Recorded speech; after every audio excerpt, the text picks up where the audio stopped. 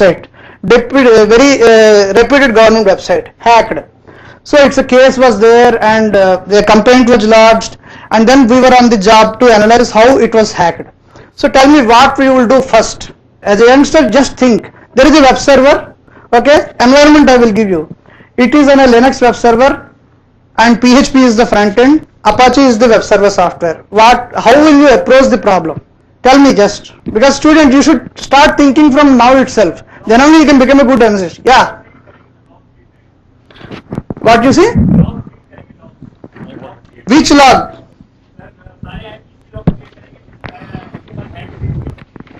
Good, you are telling correctly. Tell me. Which log you will see? Sir जिसके बाद website hack हुई होगी उस टाइम के बाद के जो भी लॉग होंगे सर्वर के उनको रीड करेंगे और उसके बाद जो भी एक्शन किए होंगे वो लॉग्स में होगा सर्वर के. Yeah. So which log you will see? Access log the website. You are correct. The starting point is access log the website. So we saw the access log this particular website. Nothing is available. See, these are all the various probabilities, consolidated probabilities of website hacking. Exploitation of web server vulnerability, exploitation of application vulnerability, SQL injection, remote file inclusion, local file inclusion, hacking of credentials, web shells. Anything can be there. So in all cases, nothing will be visible in the logs itself. So a hacker has got access to your website. He can have access to your logs also. So he will selectively erase those logs of those particular IPs, his IPs. He can cover the tracks. This is fundamental of the hacking. Then how will you come to know? In this particular case, let me tell you, when we started analysis, we found that this website, when it was defaced, we didn't know, because there is nothing called any page uploaded into this site. Okay, what happened is this page has a news crawling. Okay, this is a government website, news is crawling. So instead of news coming in, a Pakistani hacker's message was coming in. That means the hacker had entered into the database. Okay, how database entered? We saw all the logs. We saw nothing sort of the message of the hacker. So normally what happens is when a page is added, suppose hacker's message is hex.htm, you will find some IP accessing the hex.htm. So the first IP which has accessed this message will be hacker's IP, because he will see the first one to see his message. After that only others will see. But in this case this is not happened. There is no page added. It is entered into the database. Now we saw the database access logs. Nothing is available. Then what might have happened? Then what will you do? But nothing is available, because we know that at 10:15 in the night this website is defaced, and actually this image of hacker is coming from a remote website, because it is running only a script. iframe is added there. The script is running and it is going to a Latvian based pastebin.com, and from pastebin it is bringing the image. Then how will you see? It is only a script. Who has added the script? So what happens is, it is very difficult in these kind of cases. This is a more complex case I am telling. So in the SQL injection, a IP will be shown as issuing the command select or union or some kind of SQL injection commands will come to your site. I think I don't know whether I may be having this, because since you are students, I am trying to a little bit explain these things.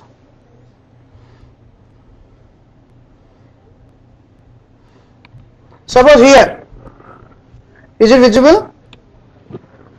Is it visible here? It is a more complex version of SQL injection. It is exploiting a method, cast method in the SQL injection. It is done by automated bot, not an individual. Okay, this bot will automatically come, makes a system proxy, takes the input, and it sends the encoded query. This entire query is encoded here, and after decoding, this is the SQL query that is supplied to the database, and website is defaced. It is still simple to analyze these kinds of incidents, but the case I am telling here, it is very difficult. Okay, because if you case see here, the case I am telling, it is very difficult. So nothing is available in the access logs. Then what we have done is, we have examined the web server. On that web server, 50 websites are hosted along with this particular website. So we had to see logs of other 49 websites also, around 200 GB of data in one day. We have only 2 days to solve the case, because it's a high profile case. Then 200 GB of data, how will you parse? So you have to search for the timing, exactly as you mentioned, the timing of the event. So the home page, since a script is injected, the size has changed. from 244 bytes to 256 bytes. So whenever this change happened, after the change happened, the first IP that is visited is a Pakistani newspaper's IP. When a newspaper guy will not hack. So we have gone into the newspaper site and so who are the most frequent visitors? As my friend mentioned, hackers have a names, nicknames. So we saw all the hackers' nicknames who are visiting that particular site and who are posting comments over there, and then after we came back. Now, in the 49 websites that are there co-hosted along with the site, 24 websites have databases connected to other server. So we have gone to that server. In that particular site, 50 more websites are hosted. So those 50 websites, 20 websites of those 50 websites, 25 websites of this particular 50 websites are sharing databases. In another website, 79th or 80th website, we saw a particular file is, as Mohit has mentioned, there is a matrimony site. That matrimony site allows uploading of brides and grooms pictures. So one of those pictures is a web shell. That shell has come into the website. From that shell, the hacker had access to the database. Now how will you find that this shell has been uploaded? Now we saw the IPs which have actually saw the website, only saw the website after hacking is done. We have filtered for this particular IP in all these 200 GB of logs. How will you write scripts? In the night, midnight, 2 o'clock, we have to write scripts to filter the 200 GB of logs for a particular IP address. Can you write a script on a particular 200 GB of text file? So you need mining algorithms. You need skill set to write a program in Perl to go through the large scale of logs and filter for a particular event. You need have to skills in examining the code of a website. You need skills in analyzing the malware and other things. That is more complex. I will come to that later. So this is the kind of websites. Now the other kinds of incident what we handle, anonymous kind, Operation India. Last June it happened. So there were multiple huge DDoS attacks on Supreme Court of India website and NIC websites and our website as well. So what is the level of traffic that comes to your website? You have a connection. Normally when you operate a website, you have a connection of around 6 Mbps. But the traffic and your upstream ISP has 128 Mbps. But the attack traffic that comes is around 300 Mbps. And who are the hackers? How will you track the hackers? Very difficult. Then what we have to see is who is operating these attacks. What is the attack source? Can you tell me what is the attack source? What is the device that can generate this much of huge traffic? Can you tell me? Can a laptop generate this much of traffic? If you have a 512 kbps data connection, how can you generate a traffic of 300 Mbps onto the website? Not possible. So there will be some specialized tools which can generate that kind of traffic. You should have a pipes for that. So the hackers use the tools such as LYC, HYC, there is low orbit ion cannon, high orbit ion cannon, those kind of tools to generate huge amount of floods, or they have to hire a botnet. So what I am telling is, you may not be acquainted with all these terms, bot, trojan, spyware, rootkit, malware, but you have to learn about these things if you want to become a computer security professional. Okay? So let me show you the chat room which is typically used by attackers. So what is this?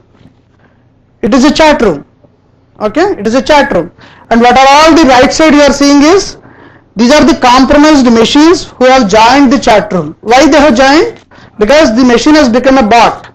It's a robot. So it listens to command of the master and it is joined the IRC channel and it is listening to the commands. And who is the commander over here? The Electron. So what is Electron saying to the bots? UDP packet 15,000, IP address random. What does it mean? So send a UDP packet, 15,000 UDP packet you send to this particular IP on a random port. So this command is issued to all these bots. Okay, these bots are the actual machines. So all these machines will receive this command and initiate 15,000 packets toward this IP. So if one system can generate 15,000 packets, then around a typical botnet contains 50,000, 60,000, 70,000 systems spread across the globe. This commander is controlling these bots, and this commander demands money to launch these kinds of attacks. It's a complete cyber ecosystem. So when a malware campaign is initiated, the malware author writes the malware, he goes to a spammer, the spammer goes to the botnet author, he hires a botnet, 50,000, 60,000 bots for 1 hour operation, some dollars are paid, then he sends this message, and then this message is propagated to number of systems. Now how spam is delivered? Through emails, through websites, or through forums, or whatever your mobile SMSs, spam is delivered. Okay, coming back to our problem again. So how many bots may be there in India? So we track the infected systems in India by seeing the domains that are controlling these particular bots. So typically if you see here, last December 2012, more than 3 million IPs in India are compromised and they are under control of the attackers. This is due to particular botnet. So how will you track? You are sitting at the MTNL, you are sitting at the BSNL, you are sitting at the Reliance. How will you see how many systems are infected? Just think and tell me. You have to think, you have to start thinking right now. How many systems are infected? You know the website that is used for the reporting purpose. Every malware or bot reports to a particular website. So you have to see connections towards the website. But what is the typical order of the traffic? 10 Gbps, 20 Gbps. How can you see connection to a particular website out of this traffic? Can you see that? How many logs will be generated? My friend has told about logs. ISP also has logs and traffic. Can you do the decryption of the packets at such a speeds, such a host? It's a research. So mining is a research. Okay, carriers, any solution sitting at the carrier ISP level, seeing the traffic is a research. How can you go through large scale of packets and to see particular connection to a particular website? It is difficult. So we use a separate process called sinkholing for that. So what we do is we take out the NS of the particular domain, we change the name server, and in the name server we put the DNS. So DNS server is ours now. So we change the DNS A record of the DNS server, say that this particular malicious website abc.com is not the attackers, it is ours now. So it comes to our IP. So whatever systems that are going to this particular website will now contact our sinkhole server. So that's how we track the number of infected IPs. Now what will you do? 3 lakh IPs in a month. How will you tell these users that your system is infected? Very difficult. Because if it is your home system, between you and me, there is a service provider. The service provider should have a log. So when even if I send this particular IP with this timestamp is infected, he has to trace the customer and tell that your system is infected. So it's very difficult proposition. We are doing some automatic notification. I will show you if time permits later on. Now coming back to our thing. So similarly, more and more complex malware has come nowadays. So as I mentioned, the malware is now written for stealing the credit card information, stealing the email IDs, stealing the FTP credentials, stealing the Facebook profiles, stealing the Twitter profiles, those kind of credentials. Now after that, similarly kits are there which can generate more sophisticated malware with polymorphism and metamorphism, more cryptographic variants of the malware, so that your antivirus will not detect. Most of the viruses what we handle today, the antivirus will not detect. So this is another problem. Similarly, there are malware which are meant for mobiles, specifically infecting mobiles. Just like Gitmo, this is Juice in the mobile. Gemini is a Android based mobile botnet. So what are your mobile? You are all using smartphones and mobile phones. There are lottery scams are coming to the mobile phones. I am coming from your service provider, Airtel or Vodafone, you have won the lottery. Then you will have a missed call from international number, you will call back, he will tell you that you to feed a particular number. You feed a particular number, your IMEI will be there, you will read the IMEI, they will clone your SIM cards. Similarly, they will tend you to purchase Dishnet and Tata Sky cards and announce the numbers, all those things. Similarly, the mobile malware, what will it do from a mobile? What will it do? So when this Trojan infects your mobile, it will dial to premium based numbers. So just like Kaun Banega Karodpati. If you dial to Kaun Banega Karodpati, 15 rupees per second is the charge, okay, or something like that. So you will be paying more money. So you will not know the amount of money because very little amounts are billed to you, this thing. So to steal more money, these premium based numbers are not legitimate services. Kaun Banega Karodpati is still legitimate service, but all these premium based numbers are hosted in Russia, Belarus or Ukraine, and then your mobile will dial to that, Because of that, your service provider has to pay heavy amount to those service providers because of the international agreements. Okay, this is what the simplest thing. Then more critically, you can say SMS trojans, info stealers, which will target your m-commerce. Whenever you log into a particular bank site, then it will steal the banking credential and it will send to the attacker. It's all covered by Mohit, so I will skip all these vulnerabilities. So more kind of viruses which can infect websites and drop the malware. These are all tools that are used. So exploit kits. So if you see the exploit kits, they are free, they are developed online, they are sold online. So you have to learn these kind of things. This particular MS00614, MS00667, what does that mean? This Microsoft bulletin for a particular vulnerability in Windows or Linux or like that. So these are the exploits for specific this thing. Now coming to more, similarly this is also another rogue antiviruses. So the mail or whatever website you visit that will entice you to download this particular software. You will think that it's legitimate software. These are all rogue antivirus. These are not proper antiviruses. When you run, it will show you this kind of pop-up and you will think that your system is infected. It will entice you to download this particular software. Then when you download, then it will actually infect your system and then it will send the information to the attackers. Rogue antivirus software. They will entice you to pay the money also for maintaining this particular rogue antivirus. So you have to be very careful about these things. Then comes to more severe kind of attacks, the target attacks, what we handle, what we focus. These are launched on the organization, very high fund organizations such as Google or RSA or Microsoft or Facebook or our defense organizations, banks. So when you go to the senior officers in a bank or organization, then this particular computer has a valuable information, tender documents, policy documents, very valuable customer databases, how they are tricked, how the information is taken. So the focus of attacker here is, the attacker is not a simple hacker or individual. They are nation state, they are big organized groups. They want to target the organizations. Then when an attacker is searching for vulnerabilities, he got some 100 website, target website, he is hacking into one website, it's a random attack. Okay. When attacker is searching for a vulnerability, he got 100 websites, he is hacking to particular website, it is a, you can say, directed attack. But in the case of target attacks, as 15% to target attacks that time, but nowadays they are increasing, the attacker wants to hack into a bank's database. He wants to steal the money. So in these kind of circumstances, the attacker will actually gather information, you can say. So there are a number of ways where how the attacker can come to you. There as reconnaissance, company information. Then they will, here the website is not targeted, our database is not targeted. Here the targeted is the individual. So when they want to hack into a computer of a particular senior officer, they will study who is the officers who are working with him. They profile the thing. Then they trick the user to open a phishing link or SMS link, or the driver download through watering hole kind of attacks.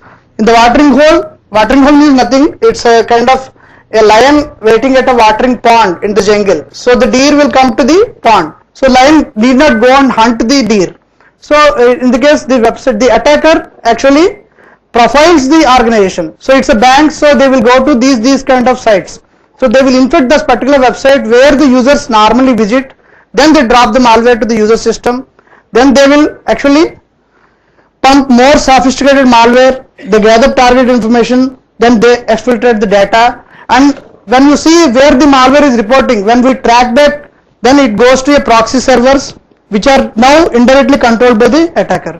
So it is very difficult to reach to the attacker. So the art of investigation at an international level, particularly when the hacker is in a globally somewhere else and having a server and stealing the data, it is very difficult to crack the case and see the thing.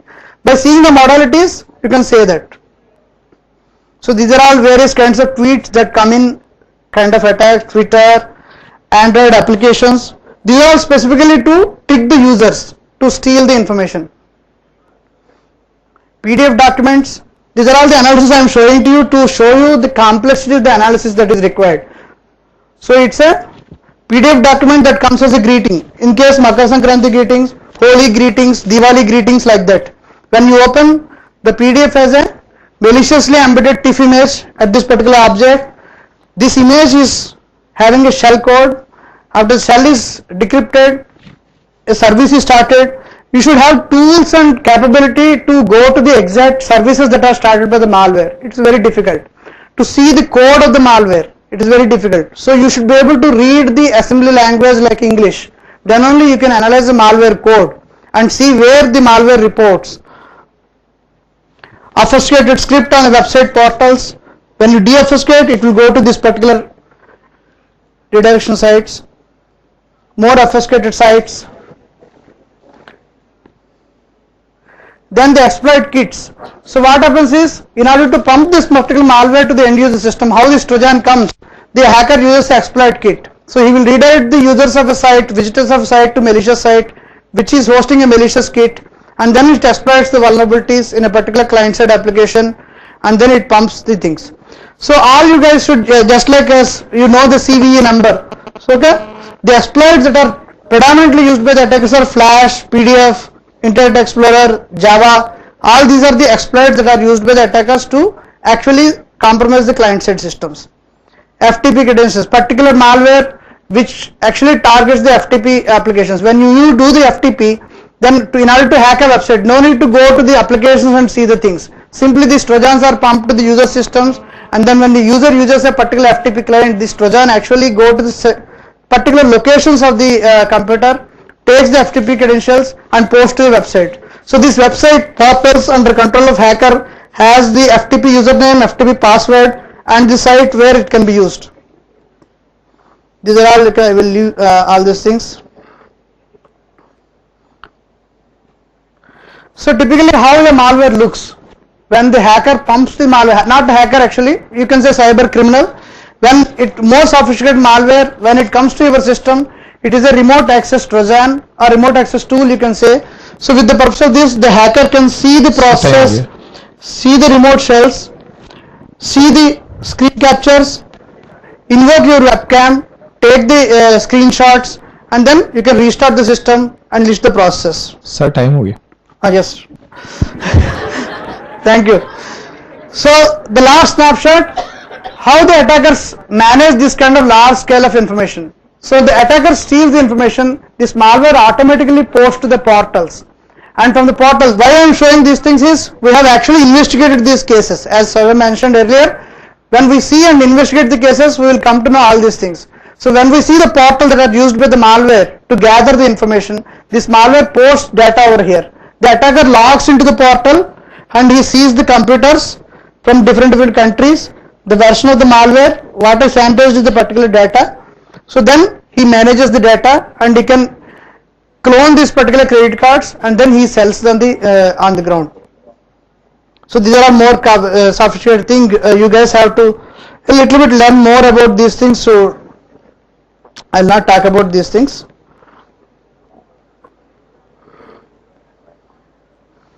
So this is the last slide. What we suggest to the organizations normally is, why? Because you are students, so I am telling this particular slide.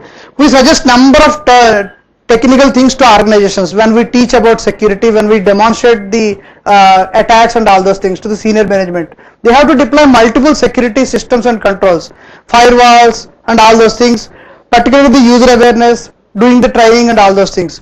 But most important thing, to protect a website or a protected data, because see, even if the website is hacked, nothing goes actually, only reputation goes. But more important thing is the critical data, the database of a particular bank, payment card processing system, tender documents, policies of the government, defense documents. These are all the important data that need to be protected. For that, what we suggest to the organization is to build the human defense. Building human defense is the most important. That's how you will have more opportunities to build a career on the security. The analysis of the practices, when you are able to do analysis of the things, when you handle the incidents, when you do the forensic analysis as Sir has mentioned, then you will build a developed career, because the scope is for this particular information security is more nowadays, because the growth in the technologies, more money is into the cloud computing and mobile applications, and all these systems are getting connected. All these systems, industry control systems are getting connected. So you can learn more about this information security. and I will encourage you to come to our site, see our site, and then you will learn more about the latest vulnerabilities that are coming in. When you go to the site, you can recall my presentation, then you recall what kind of incident that might be happening. When there is a large scale incident, we put the current activities. When there is a specific malware, we put the virus alerts. For specific vulnerabilities, for more technical system administration, we put the vulnerability notes, and we have more kind of training and programs. You can visit our website to learn more about security, and then build a career. All the best. Thank you.